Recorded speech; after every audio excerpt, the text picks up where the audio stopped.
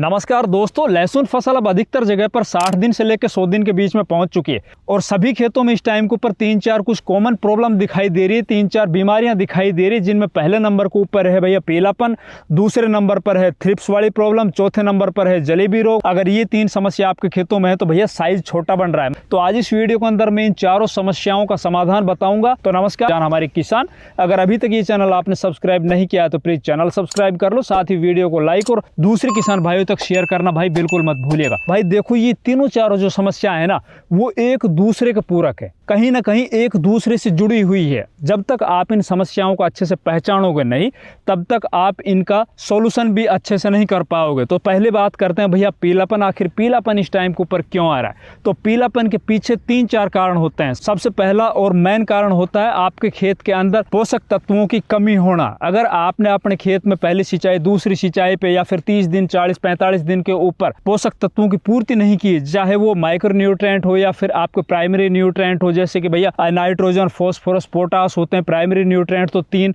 अगर उनकी कहीं कमी आ रही है आपके खेत के अंदर तो पीलापन आएगा।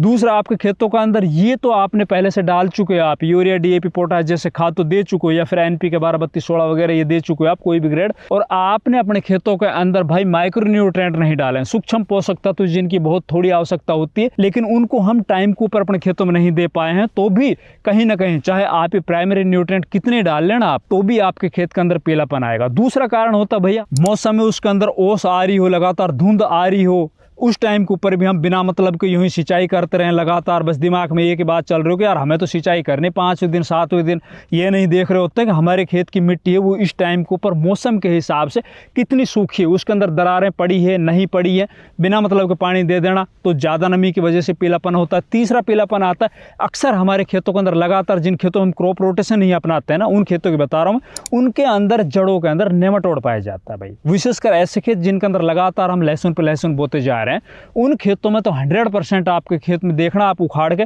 वो आपकी खुली आंखों से दिखाई देगा नहीं, नेमाटोड होगा उन खेतों के अंदर, या फिर दूसरे कुछ फंगस जनित बीमारियां भी आपको उन खेतों के अंदर मिलेगी जिन खेतों के अंदर लगातार नमी बनी रहती है। इससे अगला पीलापन आने का कारण होता है भैया रस चूसक कीटों का प्रकोप। जैसे मौसम खराब होता है ना, ऊपर बादल आ जाओ, बादल आते ही के साथ में आपके खेत में बगैर कोई सोचे समझे आप जाके देखना, लहसुन के दोनों ऊपर की पत्तियों को उखाड़ के देखना, उनके अंदर रस चूसक कीट, विशेषकर इस टाइम के ऊपर थ्रिप्स है ना, वो जन्म ले लेगी और बहुत तेजी स्प्रेड होगी, बहुत तेजी से बढ़ेगी। हाँ, इससे अगला है भैया, जैसे हमारे खेतों के अंदर लगातार नमी है और लगातार ऊपर से ओस आ रही है, धुंध आ रही है, तो कहीं ना कहीं हमारे खेत में या हमारी फसल के पत्तियों के अंदर लगातार जो पानी भरा रहता है ना, उसकी वजह से फंगस जनित बीमारियां उन पत्तियों के अंदर लग जाती है। वो जमीन के अंदर पड़े हुए जो फंगस के स्पोर्स होते हैं ना, वो एक्टिव हो जाते हैं, और देखते ही देखते शुरुआत में तो आपको पता नहीं चलेगा, 2-4 दिन तो आपको ऐसा लगेगा यार लगातार नमी है और ओस पूरे दिन हमारे खेत में भरी पड़ी हुई है, कोई दिक्कत नहीं है, फिर भी हमारी फसल है जो एकदम हरी भरी है,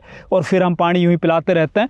देखते ही देखते 7वें दिन से या 8वें दिन से आपकी फसल के अंदर पीलापन स्टार्ट हो जाता है और वो बहुत तेज़ी से बढ़ता है। अगर टाइम के ऊपर आपने उस टाइम के ऊपर अच्छे स्टैंडर्ड क्वालिटी के फंजीसाइड यूज़ नहीं किए, जो अभी आगे चलकर मैं आप लोगों को बताने जा रहा हूँ, तो इतनी तेज़ी से वो स्प्रेड होगा कि देखते देखते पूरे खेत के अंदर झुलसा आ जाएगा, साइज बैठेगा नहीं। तो ये कारण होते हैं कुछ पीलापन और झुलसा वगैरह। अब इनका मैं समाधान बताता हूँ। भैया समाधान क्या है? तो देखो भैया, अगर आपके खेतों के अंदर आपने पहले से कोई माइक्रोन्यूट्रिएंट की कमी छोड़ रखी, कोई पोषक तत्व की कमी छोड़ रखी, या फिर आपने तो 30वें दिन दिया था पहले सिंचाई के टाइम पे, उसके बाद आपने ये कुछ नहीं दिया और फसल में आपके पीलापन है और मौसम भी ठीक ठाक चल रहा है, तो अभी इस टाइम के ऊपर आपको बगैर कोई सोचे समझे, जब आपकी फसल लगभग 60 से 70 दिन की अवस्था के अंदर हो या 75-80 दिन की व्यवस्था के अंदर हो ना, इसके अंदर अमोनियम सल्फेट, अगर आप पहले से नाइट्रोजन की पूर्ति नहीं कर पाए हो, थोड़ी पूर्ति कमी रह रही है, नाइट्रोजन ज्यादा लहसुन फसल के अंदर आवश्यकता नहीं होती, बाकी नाइट्रोजन यूरिया के अंदर ज्यादा मिलता है, अमोनियम सल्फेट के अंदर नाइट्रोजन उसकी तुलना में, यूरिया की तुलना में आधे से भी कम होता है, 21% के लगभग होता है। आपको अमोनियम सल्फेट ले लेना लगभग 20 से 25 किलो। इसके अंदर आपको 5 किलो पर एकड़ के हिसाब से जिंक सल्फेट ले लेना है 21% वाला। इसी में आपको लगभग 5 से 7 किलो पर एकड़ के हिसाब से मैग्नीशियम सल्फेट और 5 से 7 किलो फेरस सल्फेट ले लेना है। अगर आपके खेतों के अंदर लगातार नमी रहती है, आपको ऐसा लग रहा है कि यार हमारे खेतों में या हमारी फसल के अंदर जड़गांठ है, उसके अंदर नेमाटोड है, तो उसकी रोकथाम के लिए आपको 2.5 से 3 किलो कार्टाप हाइड्रोक्लोराइड जो दानेदार इंसेक्टिसाइड आता है ना, वो भी ले लेना है। और साथ ही इसके अंदर अगर मौसम खराब चल रहा है और और नीचे आपको ऐसा लग रहा है कि ज़मीन में लगातार नमी है, उसकी वजह से हमारे खेतों में कहीं फंगस एक्टिव ना हो रही हो इस टाइम के ऊपर, और ज़रूर हो जाती है इस टाइम के ऊपर। इसी में आपको पीआई कंपनी का जो कीटाजिन आता है ना, लगभग आधा लीटर पर एकड़ के हिसाब से इन्हीं खादों में मिला के पूरे खेत में छिटक देना। ऊपर से आपको जब आपका खेत सूख चुका हो तभी खाद डालना है। ऐसा नहीं कि आप तो आज वीडियो देखी, कल ही आप लेके चले गए खाद कूद को मिलाकर खेत में, हमने परसों ही पानी दिया हो, पीछे जो गया हुआ परसों है, और हम दोबारा से पानी पिला रहे हैं, तो ये खाद वाद कुछ काम नहीं करेंगे और ज़्यादा नुकसान हो जाएगा। तो खेत को सूखने दो पहले, खेत के अंदर तैड़े पड़ते हैं ना, जो दरारें पड़ती है, वो दरारों को पड़ने दीजिए और फिर आप इन खादों को मिला के डालिए और ऊपर से हल्की सिंचाई कीजिए। अगर आप स्प्रिंकलर चला रहे हो तो भी हल्की सिंचाई करनी है, फ्लड इरीगेशन कर रहे हो तो भी हल्की सिंचाई करनी है, ये सिंचाई कर दीजिए। ऊपर से फिर बात आती है इसके अंदर भाई थ्रिप्स और फंगस जनित बीमारी को रोकथाम के लिए। अब थ्रिप्स की रोकथाम के लिए मैं आपको कॉम्बिनेशन बताता हूँ। उसके अंदर थ्रिप्स में सबसे बढ़िया जो रिजल्ट आपको इस टाइम के ऊपर मिलेगा, वो आपको 3-4 टेक्निकल बता रहा हूँ, इनमें से कोई भी आप ले लेना। एक तो पहले नंबर के ऊपर है भैया, इस टाइम के ऊपर आप लीजिए परफोनोफॉस साइपरमेथ्रिन, जो पोल्ट्रीन के नाम से आती है ना, उसके साथ आपको एसीफेट वाला कॉम्बिनेशन लेना है। एसीफेट, एक तो खाली एसीफेट आता है, एक आता है एसीफेट इमिडाक्लोरोपिड जो लायंसर गोल्ड आता है।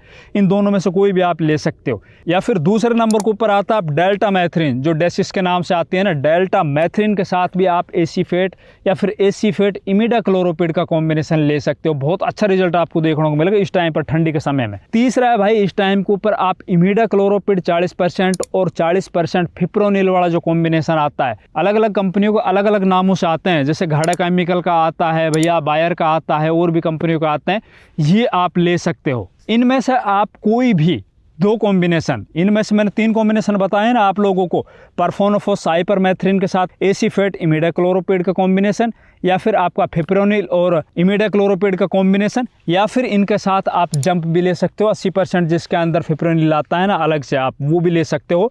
ये तो इंसेक्टिसाइड, इनमें से आप कोई भी 2 ले लेना। इससे अलावा फिर बात आती है भैया अच्छी क्वालिटी के, इस टाइम के ऊपर हमें फंगिसाइड कौन से चाहिए। तो फंगिसाइड के अंदर आपको इस टाइम के ऊपर जो सबसे अच्छा रिजल्ट आपको दे के जाएगा, चाहे आपके खेत के अंदर जलेबी रोग लग रहा हो, चाहे आपके खेत के अंदर फंगस जनित कोई बीमारी लग रही हो, विशेषकर इस टाइम के ऊपर जो फंगस जनित बीमारी लगती है उसके अंदर 2 होते हैं, एक तो अल्टरनेरिया फंगस और दूसरा होता है भाई इस टाइम को पर्पल ब्लोच। पर्पल ब्लोच के अंदर आपको मैं पहचानने का तरीका बता रहा हूँ। शुरुआती चरण में आपके लहसुन फसल के ऊपर धब्बे बनते स्टार्ट दिखाई देंगे, छोटे छोटे धब्बे। फिर वो धब्बे है ना, वो थोड़ा सा फैलते चले जाएंगे, पर्पल कलर के, वो फैलते चले जाएंगे और फैलते फैलते वो सफ़ेद हो जाएंगे और पूरी पत्ती है ना आपकी धीरे धीरे वो सूख जाएगी और पूरी तरह से आपकी फसल है ना उसके अंदर झुलसा दिखाई दे देता है। पूरी तरह से आप देखोगे पूरा खेत आपको ऊपर से झुलसा हुआ दिखाई देता है। तो उनकी रोकथाम के लिए इस टाइम के ऊपर आपको मैं कुछ ऐसे बढ़िया क्वालिटी के फंजीसाइड कॉम्बिनेशन बता रहा हूं, इनमें से आप कोई भी ले लेना भैया। तो सबसे पहले आपको इस टाइम के ऊपर चाहे कोई भी सिस्टेमिक फंजीसाइड जो अभी मैं आप लोगों को बताने जा रहा हूं, उनके अंदर आपको कॉन्टैक्ट फंजीसाइड जरूर मिलाना। कॉन्टैक्ट फंजीसाइड के अंदर एक तो मैनकोजेब आता है जो M45 के नाम से आता है, दूसरा भैया प्रोपिनेब आता है जो एंट्राकोल के नाम से आता है। दोनों के ऊपर मैं विश्वास करता हूँ। लहसुन और प्याज के अंदर जबरदस्त इनके रिजल्ट देखने को मिलता है, इनको जरूर आपको यूज करना है। लगभग अगर डोज बताऊं तो 1 एकड़ जमीन के अंदर 300 ग्राम से लेकर 500 ग्राम, दोनों में से कोई एक। इनमें आपको जब सिस्टेमिक की बात आती है तो सिस्टेमिक के अंदर आप ले सकते हो, या तो आप इनके साथ लीजिए एजोक्स्ट्रोबिन के साथ टेबुकोनाजोल वाला जो कॉम्बिनेशन आता है ना, जैसे कि भाई कस्टोडियो के नाम से आता है ना, बहुत अच्छा रिजल्ट आपको इस टाइम पर देखने को मिलेगा।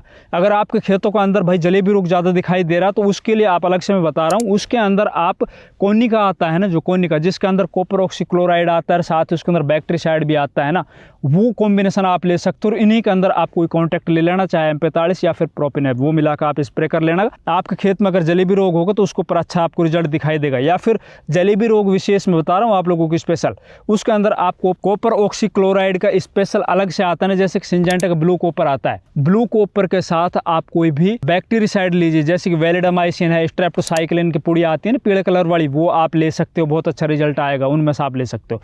या फिर आपके खेत में चाहे जलेबी रोग हो, चाहे पीलापन हो, चाहे किसी भी तरह की फंगस हो, अल्टरनेरिया हो, चाहे वो पर्पल ब्लोच हो, किसी भी तरह की फंगस हो, इन सभी को एक झटके में जो खत्म करेगा, जैसे कि ब्रॉड स्पेक्ट्रम फंजीसाइड में बता रहा हूँ आप लोगों को, तो उनके अंदर आप टेबुकोनाजोल के साथ ट्राइफ्लोक्सिस्ट्रोबिन का कॉम्बिनेशन भी आप ले सकते हो, जो कॉन्टैक्ट वाले फंजीसाइड है ना, जैसे कि प्रोपिनेब या फिर M45 वाला जो मैनकोजेब है उनके साथ, या फिर आप कस्टोडिया भी आप ले सकते हो जिसके अंदर एजोक्स्ट्रोबिन और टेबुकोनाजोल आता है, या फिर आप डाइफेकोनाजोल के साथ एजोक्स्ट्रोबिन भी ले सकते हो जो सिंजेंटा का एमस्टार टॉप आता है, या फिर आप कैब्रियो टॉप भी ले सकते हो। BASF कंपनी का कैब्रियो टॉप का भी रिजल्ट इस टाइम के ऊपर अच्छा दिखाई देगा आप लोगों को, लगभग 500 ग्राम पर एकड़ के हिसाब से आप ये भी ले सकते हो। तो ये तो कुछ हुए भैया इंसेक्टिसाइड और फंजीसाइड। अब बात आती है भैया हमारी फसल के अंदर तो बीमारियां है नहीं, अब हमें अपने साइज को मोटा करना है। मोटा साइज करने के लिए हमें क्या कुछ करना होगा, तो भाई 60-70 दिन के बाद अपने खेत के अंदर आपको एक तो कैल्शियम नाइट्रेट देना होगा। कैल्शियम नाइट्रेट 10 किलो पर पक्के बीघे के अंदर दे सकते हो, 15 से 20 किलो आप पर एकड़ भी दे सकते हो। 15 से 20 किलो तक ये डोज चली जाती है, हम अपने खेतों में डालते हैं। बाकी वैसे रेकमेंड डोज तो 10 किलो पर एकड़ की होती है। इसी के अंदर आपको बोरोन भी मिला लेना है, लगभग आधा किलो से 1 किलो। 20% वाला जो पाउडर फॉर्म बोरोन आता है वो भी आप मिला के अपने खेतों के अंदर छिटक सकते हो, या फिर ऊपर से आप NPK 05234 बहुत ही ज़बरदस्त रिजल्ट आपको देखने को मिलेगा। NPK 05234 के साथ आप बोरोन लीजिए, अगर पीलापन है तो आप चिलेटेड जिंक भी ले सकते हो। ये स्प्रे आप अपने खड़ी फसल के ऊपर कीजिए, नीचे से खाद डालिए। पहले स्प्रे आप इंसेक्टिसाइड फंजीसाइड का कीजिए, फिर ये स्प्रे आप NPK वाली कीजिए। डेफिनेट आपके अब की बार लहसुन की फसल ज़बरदस्त होगी, बहुत तगड़ी होगी, और कोई भी इस टाइम पर आपकी समस्या आ रही होगी ना वो एक झटके खत्म हो जाएगी। वीडियो को ज़्यादा से ज़्यादा लाइक करो, शेयर करो। चैनल सब्सक्राइब नहीं किया तो प्लीज़ चैनल भी सब्सक्राइब करो। धन्यवाद।